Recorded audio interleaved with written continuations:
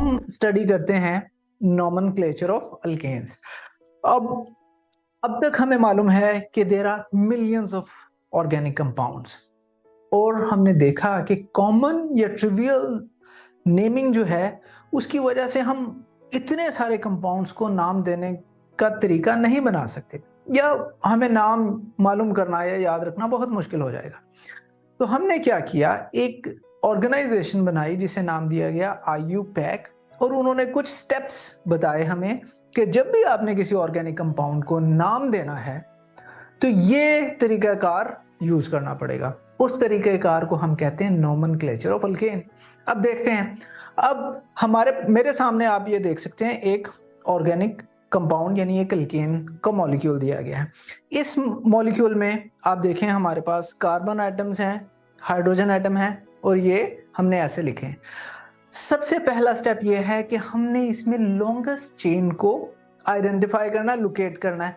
तो एक तो सीधी आप देख सकते हैं कि ये सीधी चेन है, मैं इसको ऐसे कह सकता हूं कि ये हमारी लॉन्गेस्ट चेन है। लॉन्गेस्ट कैसे, आप काउंट कीजिए इसमें कार्बन एटम, तो आप देखेंगे इसके अंदर 6 कार्बन एटम्स हैं। इसके अलावा दूसरी पॉसिबिलिटी चेन की क्या हो सकती है, बजाय स्ट्रेट चेन लेने के मैं कह सकता हूं कि यहां से मैं यहां तक आता हूं और फिर नीचे भी एक कार्बन एटम है तो मैं नीचे की तरफ चला जाता हूं। ये भी तो चेन ही है, और इसमें अगर हम काउंट करें ये भी 1 2 3 4 5 6 हैं। तो इस पर्टिकुलर केस में रिगार्डलेस ये एंड ये दोनों एक ही बात है, क्योंकि दोनों के केस में, अब आप देखिए ऊपर वाले केस में हमारे पास जो ये कार्बन एटम है, इस कार्बन ये है सेकंड, इसको हमने नाम अगर नंबरिंग में देखें ये सेकंड है, और इसके साथ जो चीज कनेक्टेड है कार्बन, वो जो भी लॉन्गेस्ट चेन के साथ कनेक्टेड होगी हम उसे कहेंगे ये हमारा सब्स्टिट्यूएंट है। तो हमारे केस में ये CH3 जो है ये सब्स्टिट्यूएंट है। सब्स्टिट्यूएंट, और हमें पता है कि ये मीथेन से निकला है, और हमने फंक्शनल ग्रुप वाले टॉपिक में देखा था कि हम इसे मिथाइल कहेंगे। तो हमारा मिथाइल जो है वो सेकंड कार्बन के साथ कनेक्टेड है। अगर हम नीचे वाली चेन को देखें जो हमने पहले ऐसे ली और फिर हमने ऐसे किया, और इसे जब हमने नंबरिंग की तो सेकंड कार्बन एटम के ऊपर ही मिथाइल ग्रुप अटैच्ड है। तो इन अ सेंस ये दोनों एक ही बातें हैं।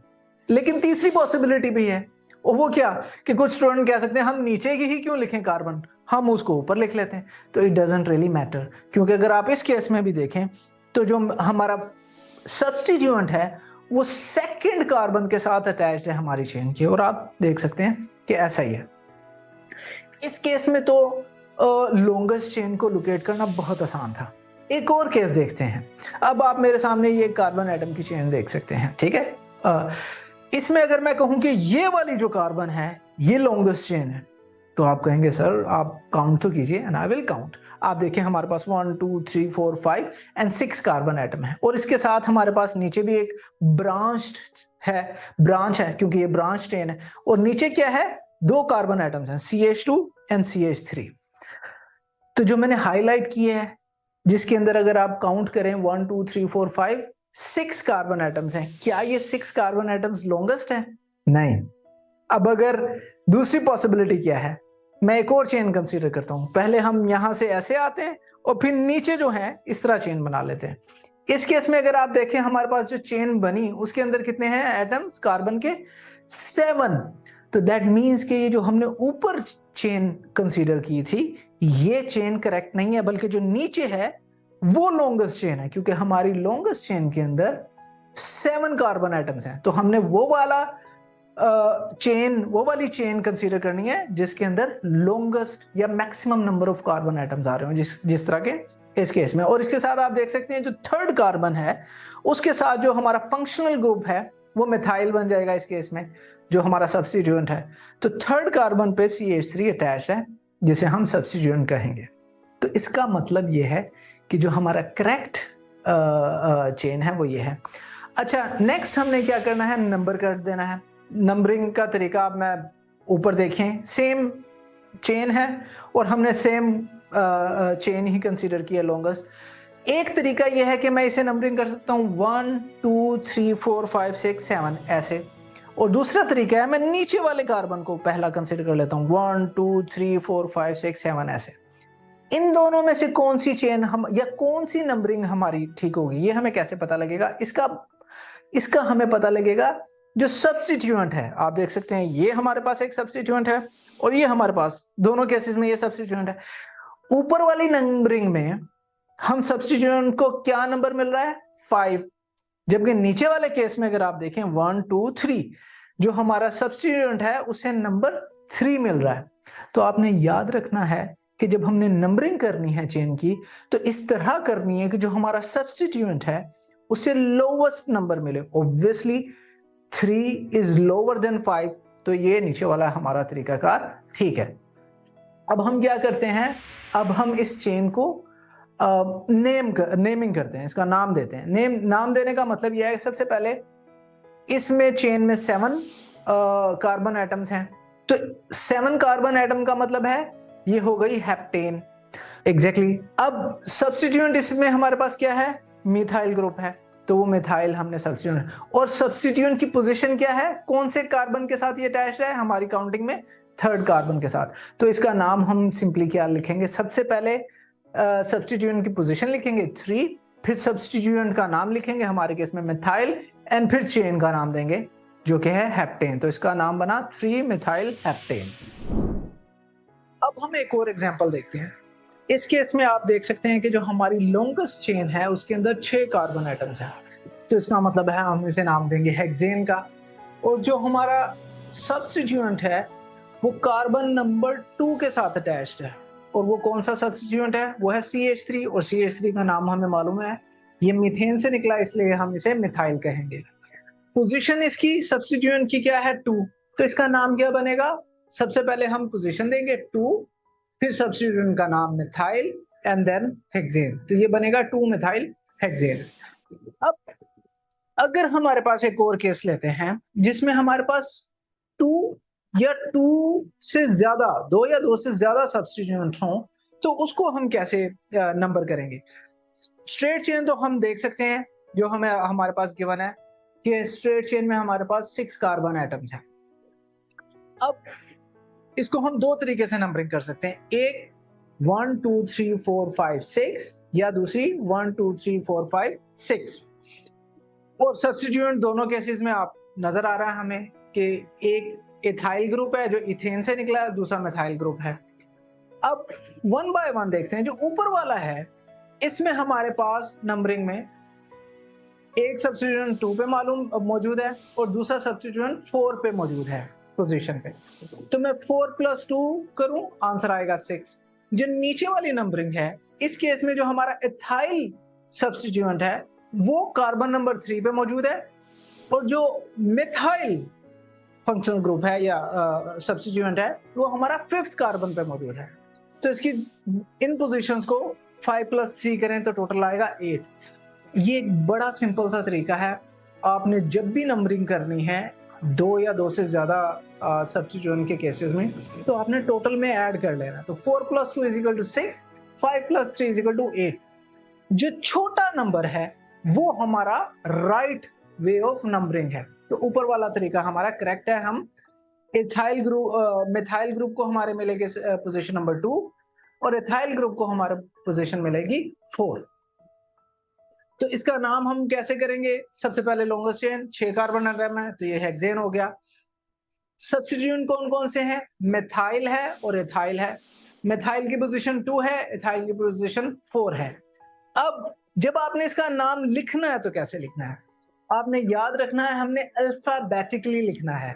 अल्फाबेटिकली मतलब जो मिथाइल है वो M से स्टार्ट हो रहा है, इथाइल E से स्टार्ट हो रहा है। तो ABCD अगर लिखें उसमें E कम्स बिफोर M, तो इसलिए हम पहले इथाइल लिखेंगे, फिर मिथाइल लिखेंगे, और मिथाइल के साथ ही हेक्सेन यानी अपनी चेन का नाम लिख देंगे। और ऑब्वियसली चूंकि हमने पोजीशन भी लिखनी है तो पहले 4, फिर hyphen, ethyl hyphen 2 hyphen methyl hexane, और मिथाइल और हेक्सेन में कोई स्पेस या हाइफन हम नहीं देंगे। तो ये तरीकाकार होता है हमारा नेमिंग का। अब हम यहाँ रुकते नहीं है, थोड़ी सी इसी कॉन्सेप्ट को और प्रैक्टिस कर लेते हैं इसकी। हमारे पास आप देख सकते हैं एक चेन है जिसमें 6 कार्बन एटम्स हैं, और इसके अंदर हमने 3 सब्स्टिट्यूएंट्स जाहिर किए हैं। अगेन नंबरिंग के दो तरीके कर लेते हैं, एक 1 2 3 4 5 6, दूसरा 1 2 3 4 5 6। अगर आप ऊपर वाले तरीके में देखें, एक हमारा जो सब्स्टिट्यूएंट है वो है नंबर 2 पोजीशन पे, दूसरा हमारा नंबर 3 पोजीशन पे और तीसरा हमारा नंबर 5 पोजीशन पे। तो अगर मैं 5 + 3 + 2 करूं, आंसर आएगा 10। अगर नीचे वाले की पोजीशंस लिखूं तो एक सब्स्टिट्यूएंट है 2 पे, दूसरा 4 पे, तीसरा 5 पे। अगर मैं 2 + 4 + 5 करूं, आंसर आएगा 11। तो आप समझ गए होंगे कि नंबरिंग का कौन सा तरीका ठीक है, ऊपर वाला तरीका ठीक है। तो जब हम, अगर ये तो पूरी चेन दी गई हो, अगर आपको नाम दिए गए हो कि 2 3 5 ट्राइमेथाइल हेक्सेन, ये सही नाम है, या 2 4 5 ट्राइमेथाइल हेक्सेन सही नाम है, तो आपने 2 + 3 + 5 10 आएगा, 2 4 5 करेंगे तो 11। तो यहां से भी आपको पता लग जाएगा कि करेक्ट नेम जो है वो 2 3 5 ट्राइमेथाइल हेक्सेन ही है। नेक्स्ट पॉइंट जो हम स्टडी करते हैं इसके अंदर, वो केस है जिसमें हमारे पास लॉन्गेस्ट चेन के अंदर एक ही कार्बन के ऊपर एक से ज्यादा सब्स्टिट्यूएंट मौजूद हैं। जैसे कि आप देख सकते हैं हमारा केस, अगर आप इसकी लॉन्गेस्ट चेन को नंबरिंग करें तो वो 1 2 3 4 5 6 कार्बन एटम है, तो ये हेक्सेन बन जाएगी। एंड अगेन हमने इसको 1 2 3 5 इस तरह नंबरिंग करनी है कि जिस कार्बन पे सब्स्टिट्यूएंट मौजूद है उसे लोवेस्ट नंबर मिले। तो ऑब्वियसली 3 जो है वो लोवेस्ट है, अगर हम दूसरी साइड से करते तो उसको 4 मिलता, तो ये हमारा सही नंबरिंग है। नेक्स्ट हमें क्या करना है, एक हमारा मिथाइल ग्रुप है और मिथाइल ग्रुप की पोजीशन क्या है 3, दूसरा हमारा एथाइल ग्रुप है और एथाइल ग्रुप की पोजीशन क्या है वो भी 3। तो हम इसको नाम कैसे लिखेंगे, अगेन हम पोजीशन लिखेंगे 3, और चूंकि ए बी सी डी में अल्फाबेटिकली ई कम्स बिफोर एम, तो 3 एथाइल 3 मिथाइल हेक्सेन हम इसे नाम देंगे। नेक्स्ट पॉइंट जो है वो हमारा ये है कि एक से ज्यादा आइडेंटिकल सब्स्टिट्यूएंट हो। जैसे कि आप देख सकते हैं हमारी कार्बन चेन जो है वो 4 उसमें कार्बन आइटम्स हैं और उसके साथ 2 एथाइल मिथाइल ग्रुप अटैच्ड हैं, एक नंबर 3 पे एक नंबर 2 पे। तो इस केस में हम क्या करेंगे, एक तो हमारी चेन चूंकि इसमें 4 कार्बन आइटम है तो हम इसे ब्यूटेन कह देंगे। सब्स्टिट्यूएंट मिथाइल, मिथाइल 2 मिथाइल है तो बजाय मिथाइल मिथाइल लिखने के हम इसे कह देंगे डाइमिथाइल। और एक की पोजीशन, एक मिथाइल ग्रुप की पोजीशन 2 है, दूसरे की 3, तो इसका जब हम नाम लिखेंगे वो लिखेंगे 2, 3 हाइफन डाइमिथाइल ब्यूटेन। डाई हमें बता रहा है कि इसमें 2 मिथाइल है, एक की पोजीशन 2 है और एक की पोजीशन 3 है। इसी तरह की एक और एग्जांपल हम देखते हैं। अब आप देखें हमारे पास अगेन लॉन्गेस्ट चेन में 5 कार्बन आइटम है और इसमें 3 सब्स्टिट्यूएंट मौजूद हैं, एक 2 पे, एक 3 पे, एक 4 पे। अब चूंकि इसमें 5 कार्बन है तो हम इसे पेंटेन कह देंगे, 3 मिथाइल ग्रुप है तो ये ट्राइमिथाइल हो जाएगा। पोजीशन देखें तो एक 2 पे, एक 3 पे, एक 4 पे, तो इसका नाम बनेगा 2 3 4 ट्राइमिथाइल पेंटेन। एक और एग्जांपल देख लेते हैं जिसमें 4 सब्स्टिट्यूएंट हैं, तो और चारों के चारों मिथाइल हैं और लॉन्गेस्ट चेन कार्बन की जो है हमारी उसमें 4 कार्बन एटम है। 4 कार्बन एटम वाली चेन को हम ब्यूटेन के नाम देंगे। 4 इसमें अल्काइल ग्रुप हैं, तो और वो कौन से हैं मिथाइल, तो हम कहेंगे टेट्रामिथाइल। 2 जो है वो 2 पे मौजूद है, 2 जो है वो 3 पे मौजूद है, तो इसका नाम क्या होगा 2, 2, 3, हाइफन टेट्रा। टेट्रा शो करता है 4 को, टेट्रामिथाइल ब्यूटेन। नेक्स्ट जो हम स्टेप कंसीडर करते हैं ये वो है जब हमारे पास एक चेन है और एक चेन के अंदर काफी सारे सब्स्टिट्यूएंट हैं। अब फॉर एग्जांपल एक एग्जांपल से देख लेते हैं। आप मेरे पास यहाँ एक चेन देख सकते हैं, लॉन्गेस्ट चेन जो है मैंने उसमें कह दिया 7 कार्बन आइटम है। इस केस में हमारे पास, और दूसरा तरीका हमारा इसे लॉन्गेस्ट चेन कौन सा है वो देखें, ऐसे है। इस केस में भी हमारे पास 7 कार्बन आइटम्स हैं, तो कौन सा सही तरीका है, वो जिसमें हमने एक चेन ऐसे लिया है या दूसरी जिसमें हमने चेन ऐसे लिया, ये आपने मालूम करने के लिए सबसे पहले सब्स्टिट्यूएंट मार्क कर देने हैं। अगर ऊपर वाली चेन में देखें तो मेरे पास 1 2 3 और 4 सब्स्टिट्यूएंट बनते हैं, और अगर नीचे वाली देखें जो लॉन्गेस्ट चेन मैंने सिलेक्ट करनी है उसमें मेरे पास सिर्फ 2 जो हैं वो सब्स्टिट्यूएंट बनते हैं। तो इसका तरीक़ेकार ये है, आपने वो वाली लॉन्गेस्ट चेन सेलेक्ट करनी है जिसमें मैक्सिमम नंबर ऑफ सब्स्टिट्यूएंट हो। क्योंकि ऊपर वाली लॉन्गेस्ट चेन में हमारे पास 4 सब्स्टिट्यूएंट है, तो ये हमारा सही है और नीचे वाला गलत तरीका है। अब इसको हम नेमिंग भी कर लेते हैं। लॉन्गेस्ट चेन जो है उसमें 7 कार्बन है, तो ये हेप्टेन हो गया। फिर आप देखिए इसके अंदर सब्स्टिट्यूएंट देखते हैं, 3 मेथाइल ग्रुप हैं। कौन कौन सी पोजीशन पे? 2, 3, 5। तो हम ये बन जाएगा 2, 3, 5 ट्राइमेथाइल हो गया। और जो 3 हमारे हैं वो प्रोपेन में से निकलते हैं, और चूंकि स्ट्रेट चेन है तो हम इसे 4N प्रोपाइल कहेंगे। एंड अगर इसका नाम लिखें हम तो वो ऐसे बनता है। एंड इसके साथ ही हम नोमेनक्लेचर ऑफ अल्केन्स के इख्तिताम तक पहुंचते हैं।